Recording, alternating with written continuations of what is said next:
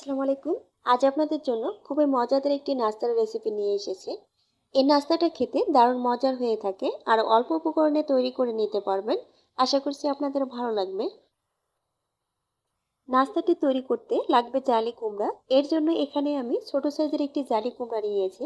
আর এখান থেকে আমি অর্ধেকেরও কম জালি কুমড়া নিয়ে এর মাঝখানের বীজের অংশটাকে ফেলে পরিষ্কার করে নিয়েছি। আর সাথে নিয়েছি একটি আলু। আলুটাকেও আমি খোসা ছাড়িয়ে পরিষ্কার করে নিয়েছি। এখন এগুলোকে আমি গ্রেটারের চিকন ছিদ্র দিয়ে গ্রেট করে নেব। সবগুলো গ্রেট করে নিয়েছি। এখন এর মধ্যে সামান্য লবণ দিয়ে এগুলোকে আমি কষলিয়ে পানিটাকে বের করে ফেলে দেব। এতে করে নাস্তাটা অনেক ক্রিস্পি হবে। দেখতেই পাচ্ছেন কিছুক্ষণ কষলিয়ে নেওয়ার পর এগুলো থেকে অনেকটাই পানি বেরিয়ে এসেছে। এখন এগুলোকে চিপে পানিটাকে ফেলে দেব। পানিটাকে ফেলে দেওয়ার পর দেখতে পাচ্ছেন এগুলো কিন্তু এখন অনেকটা ঝরঝরে হয়েছে। এখন এর মধ্যে আমি দিয়ে দিচ্ছি দুটি বড় সাইজের পেঁয়াজ কুচি, দিচ্ছি 1 চা চামচ চিলি ফ্লেক্স। ঝালটা আপনাদের পছন্দ মতো অ্যাড করে নেবেন আর সাথে আপনারা কাঁচামরিচটাও অ্যাড করে নিতে পারবেন।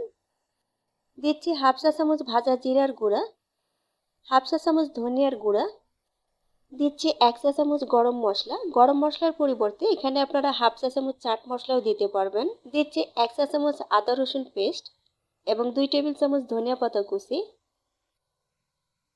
এখন সব উপকরণ হাত দিয়ে ভালো করে মিশিয়ে নেব।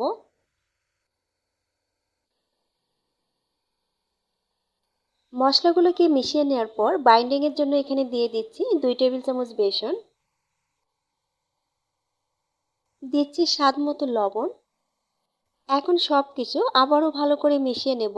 আর এখানে আমি কোনো রকম পানি ব্যবহার করব না। এটা বাইন্ডিং হতে যতটুকু বেসনের প্রয়োজন হবে আমি ঠিক ততটুকুই বেসন অ্যাড করে নেব।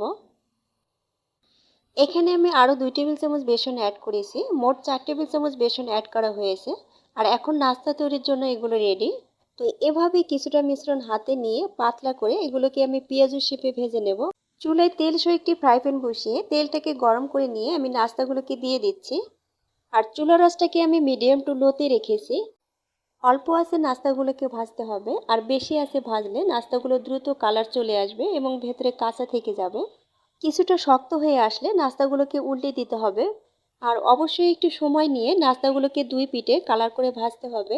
এতে করে নাস্তার উপরটা ক্রিস্পি হবে এবং ভেতরটাও সুন্দরভাবে হয়ে যাবে। দেখতেই পাচ্ছেন নাস্তাগুলোর দুই পিঠে সুন্দর কালার চলে এসেছে আর এগুলো কিন্তু ক্রিস্পি করে ভাজাও হয়েছে। এখন এগুলোকে আমি তেল থেকে উঠিয়ে নিচ্ছি। সবগুলো নাস্তা আমার ভাজা হয়েছে। আর দেখতে পাচ্ছেন নাস্তাগুলো ভাজার পর এটা কতটা সুন্দর দেখাচ্ছে। এই নাস্তাগুলোর উপরটা কিন্তু ক্রিস্পি হয় আর ভেতরটা কিছুটা নরম থাকবে।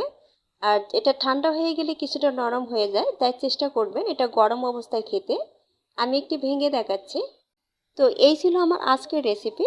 আশা করছি সবার ভালো লেগেছে। ভালো লেগে থাকলে চ্যানেলটিকে সাবস্ক্রাইব করে পাশেই থাকবেন এবং সেই সাথে ভিডিওটি ফ্রেন্ডস অ্যান্ড ফ্যামিলির সাথে শেয়ার করে দিবেন। আজ এখানেই বিদায় নিচ্ছি। সবাই ভালো থাকবেন। আল্লাহ হাফেজ।